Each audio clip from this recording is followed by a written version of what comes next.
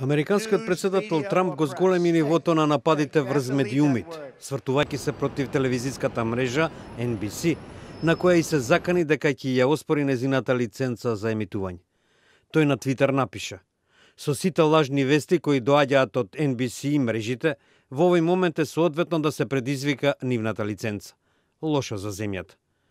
До ова дојде откако NBC објави приказна во која се наведува дека Трамп на состанокот на високи функционери изјавил дека сака да го зголеми американскиот нуклеарен арсенал за 10 пати, што било примено со изненадување од учесниците, меѓу кои и од државниот секретар Рекс Тилерсон. Трамп овој извештај го оцени како чиста измислица со цел да биде понижен.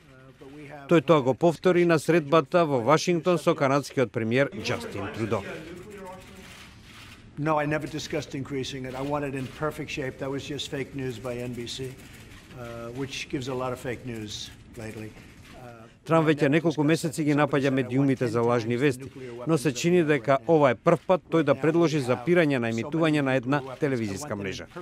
Сепак секој потек што ќе ги оспори лиценците на медиумските компании, најверојатно ќе се соочи со значителни пречки. Федералната комисија за комуникации не издава лиценци на телевизиски мрежи, туку на одделни емитувачки станици кои се обновуваат на 8 години.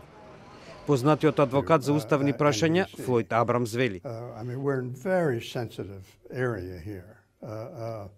It's one thing for the president to take a position that a story is wrong or a network does a bad job or is unfair.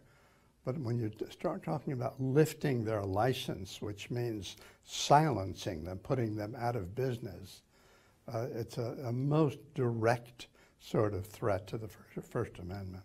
Интересно е да се спомене дека Трамп има долга историја на телевизиската мрежа NBC. Имено тој од 2004 година до почетокот на неговата председателска трка беше домаќин на реалити шоуто Чирак.